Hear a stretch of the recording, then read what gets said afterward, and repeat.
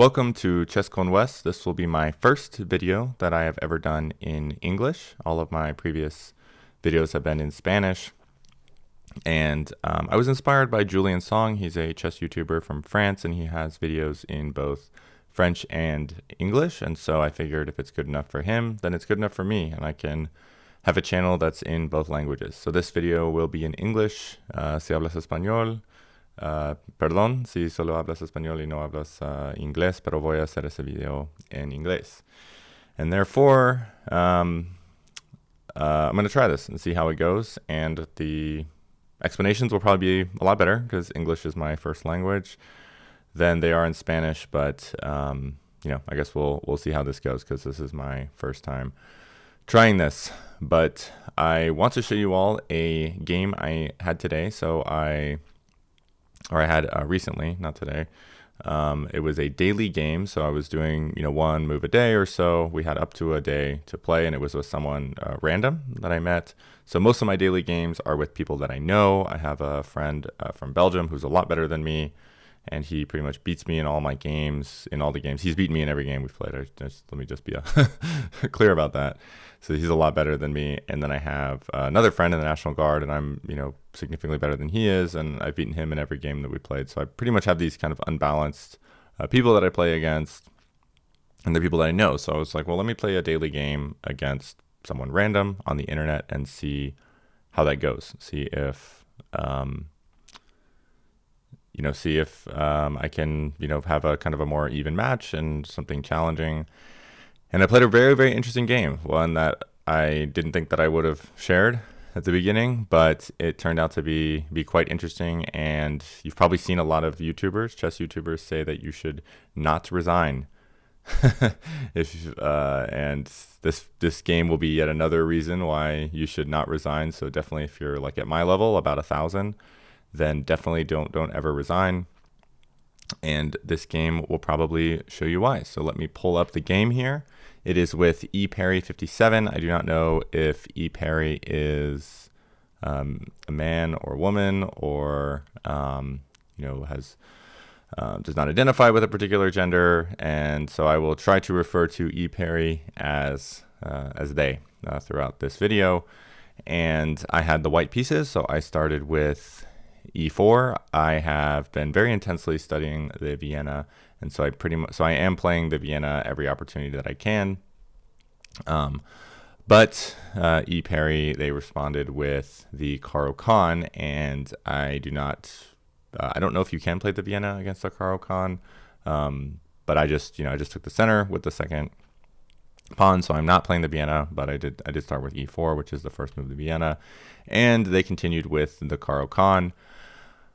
I didn't really know what to do here. I've taken the Caro-Kann course on Chessly by Gotham Chess, and I remembered something called like the advance variation. Advance meaning like you advance your pawn, so I did that, but I just kind of thought like, hey, it's always been good when I kind of have a pawn further down the line there and taking up some space in the enemy's terrain and protected by my other pawn.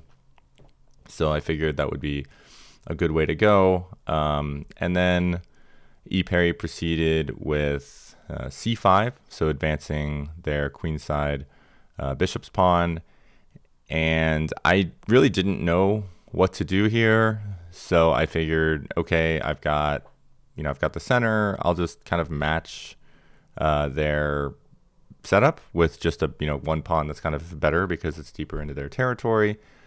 And I guess this is a book move. I don't know if there's a name for this, but I guess this is still generally better for white, but it's still early. And they should have taken the center, but their move was fine, activating the knight. And I just defended with my knight, so now I've got the queen and the knight defending that d4 pawn. They're attacking with a pawn and a knight, so it's kind of got two attackers, two defenders. They pin my knight, making it not able to defend that pawn, which is fine. And so because of that, I was like, well, let me throw another defender in there, which apparently is not very good, and puts me down like by minus 1.2 here. But I think 1.2, especially this early in the game, at this level is not really that big of a difference. I've won plenty of games where I'm down like 2 or 3 early on. That's there's still a lot of game played to make, and we're not stockfish, we're not computers, so we're going to kind of this eval bar is likely to kind of jump up and down, which it does here. They defend. I don't really know the purpose. I guess the purpose of this pawn is to defend, or moving this pawn is to defend this one with their bishop, and now they've gotten this bishop out, so they're not blocking it in. So it kind of makes sense. And I decided that I didn't really, because I am relying on this defender here, and I didn't really want to. I didn't really want to take this with the pawn, so I'm just going to defend it with my bishop, so that if they take it, I can take with the bishop without losing this defender of that pawn, the queen. So here, what's funny is they take my d4 pawn, and like the easy solution was just to take here. I've already got this bishop. We're kind of breaking that pin, so it's almost like I kind of set that up, but for some reason I just I've been been watching a lot of Gotham Chess, and he always talks about these like forcing moves. So I was like, well, let me try like a more forcing move, and so that's why I put my bishop out here to attack the queen as a forcing move, and he can't really block here. Well, he can, but I'll just take it with my pawn, and then if he takes back, then I kind of can put a pin on that pawn. So I was like, oh, I'm going to do something more forcing. That was my thought process, but this is honestly just a bad move. And then E. Perry made the best move. I was like, you know what, you can attack my bishop. I have it defended. I'm going to attack your knight. And I actually, I'm not going to lie, I didn't see this move. I didn't even think that didn't even think about the fact that you could just take with the queen.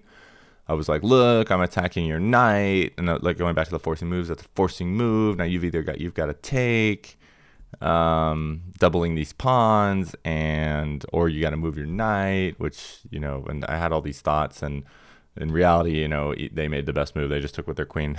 So I've got to get better at just kind of seeing those things. So at this point, I'm like, okay, I'm not really pinning you anymore. I'm like, he's pretty quickly going to remove my defender here, and I'm going to have to take, and then he can just take this. Well, he's going to have to move the queen first, but I was, it's just kind of like, I don't know, this bishop here just kind of seemed like a liability at this point. So I was like, okay, let me just trade it, which is not a bad move. So that was, given the circumstance, that was fine. And then I think with this move, I was like thinking like, okay, I'm basically pinning this pawn to this bishop here. I'm also pinning this knight to the king. So I kind of thought like this is like a clever move. Like I'm still defending, I'm still kind of attacking this square. I'm doing kind of this double pin. It's not bad. But it's not, doesn't really do anything for me.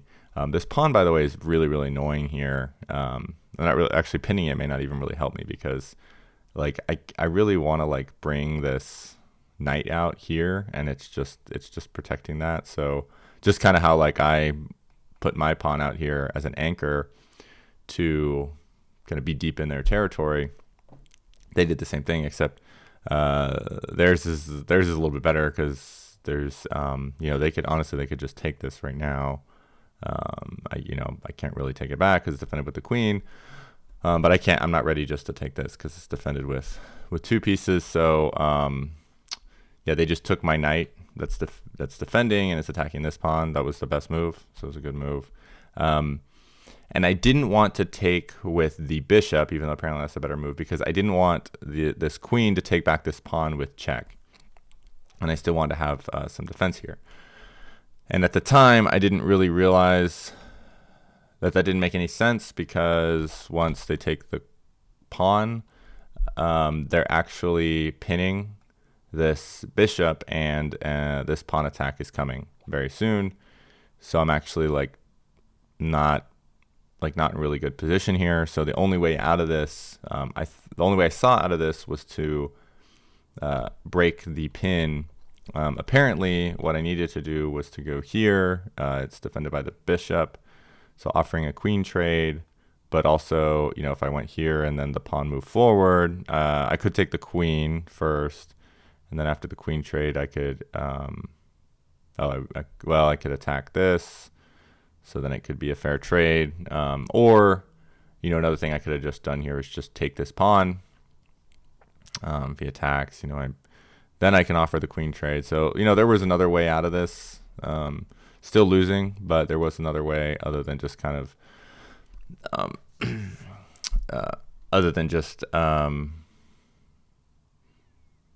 just escaping and kind of making a bad move here. And this turned out to be problematic because when they moved their pawn here, I probably should have escaped this way or something. No, even that doesn't work. There's really nothing I could have done because they moved their pawn here, and I honestly need to work on my board vision apparently, because I just saw like, okay, free pawn, and I had thought this, I thought this through when I moved this. I was like, well, if they attack, I can just take the pawn, right? It's free. What I did not see is when they open up that pawn, now they're opening up an attack on my rook, and my rook is trapped. So really, the best move here probably is, it's to block this here, lose my my bishop, but don't lose the rook, and then figure out a way to get this back. So I guess if they castle, then I can I don't know. Is this a bad move? No, not really. It's not really a bad move, but that allows me to that allows me to save the rook. And I did not do that. So here my rook's trapped. I'm going to lose my rook. And so, I was kind of stuck here. I didn't know, obviously, that was my 6.3, but I knew, like, I'm probably losing. So I was kind of stuck here, and I thought, like, okay, like, the only way that I'm going to be able to survive this is if I can figure out a way to trap the opponent's queen here. And I've done this in the past where I lose my rook in the corner, and because they've kind of overcommitted their queen, I'm able to win it back. I've been able to do this in the past. So first thing I did was I put my queen here, and one that offers a queen trade. So if my opponent kind of doesn't, makes a rapid decision, just says like, oh, queen, I got to take that, then that kind of negates this threat on the rook, which is great. But the other thing that it does is it kind of starts to control some of these pieces, some of these squares around here, so that after they take the rook, which they do. Nice. I'm able to start kind of creating a blockade here. So I move my king up to defend, to go here and be kind of ready to attack. Obviously, I can't attack yet, but my thought was, hey, like, you kind of see what they did there. But my thought was like, okay, hey, like maybe they'll like castle, and then I can, I can go here, and then maybe they'll,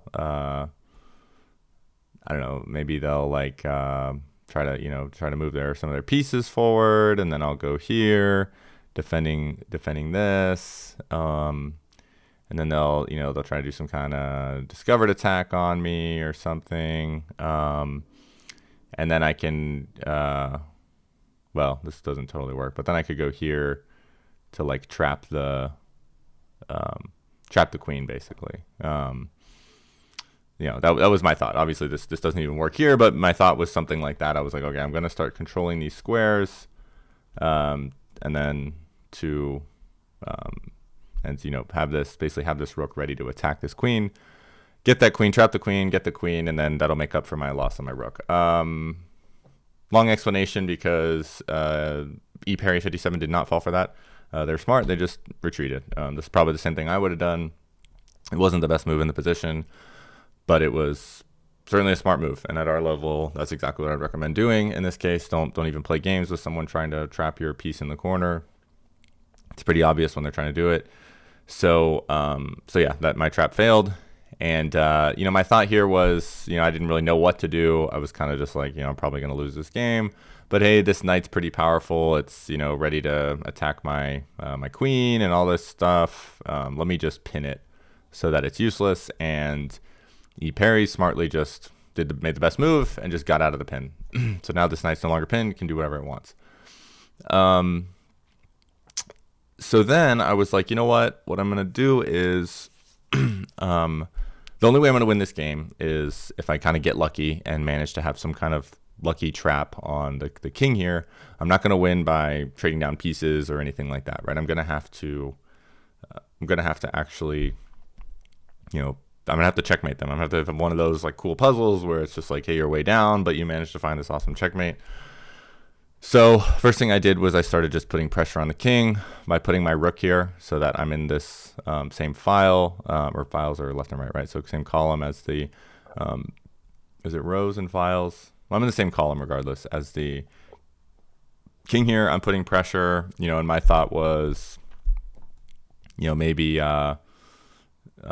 maybe they'll go like here, and then I can go, here, and then they'll, I don't know, take my bishop, and then I'll go here, and then they'll I don't know, try to prepare like a checkmate, and I'll go here, and then they'll like go here or something, I don't know. And then I was like, I'll do all this stuff, and I don't know, something maybe like this to prepare a checkmate, and I'll like run away, they'll take here, run away, they'll like escape, run away, they'll like, try to prepare something and just blunder. Well, I guess that doesn't, or that actually is a good move. Let's say go here, and they'll just, blunder checkmate, and I'll be able to checkmate. That was my thought. I was like, maybe something like that will happen. That's, kind of a long explanation. So that's why I just put my rook there. Just, maybe at some point I'll be able to just attack and get checkmate. They didn't do that, at least not yet. They attacked my king, so yeah, they're coming in for kind of the final strike. I didn't know where. I guess I didn't make the best move. I think my thought was, definitely my thought I remember now was like, hey, I'm gonna run this like back here to kind of find some safety, which I did, right? So they attack with their queen. So I'm like, okay, let me get out of here. And then they set up this what looks like a fork, right? So it's attacking my queen and attacking my bishop. And again, I'm just like, okay, I'm down here, like they're very close to mating me if I make the wrong move. So I was like, I gotta find a way that I could try to win this, or I could try to set some kind of a trap to hopefully win this. And so my thought was, they probably think they've set up a fork, and they're attacking both. Obviously, I'm gonna move my queen, but if I move my queen here, I do threaten that checkmate, and they have to keep their knight there. But it's going to be very, very enticing for Perry 57 to take this bishop and attack my queen, right? So if I move here, not the best move, then I'm now basically pinning this knight to checkmate. And what I did here was I actually set up a conditional move, so you can do this in chess.com. I don't know if you can do it for other games. I know you can do like pre-moves for like rapid and blitz games, but you can do for daily games, you can set up like conditional moves, like, hey, if they move here, I'm going to move here. And I said, okay, if the knight takes here, then I'm just going to take here and checkmate, obviously. And I got an email saying your game's over.